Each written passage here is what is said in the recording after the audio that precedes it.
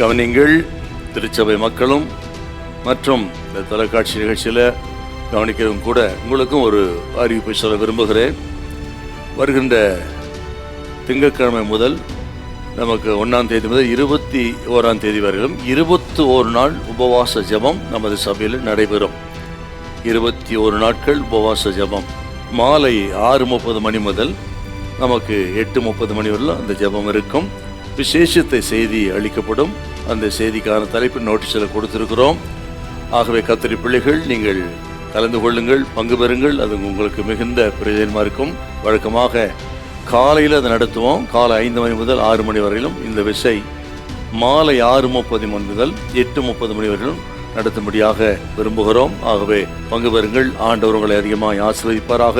இந்த 21 நாள் உபவாச நாட்களிலே அதிகமான பலன் உங்களுக்கு உண்டாகும். ஆண்டவர் தடைகளை உடைப்பார். மிகப்பெரிய ஆசீர்வாதங்களை நீங்கள் பெற்றுக்கொண்டு நான் விசுவாசிக்கிறேன். கர்த்தர் நல்லவர். அல்லேலூயா. Praise the Lord.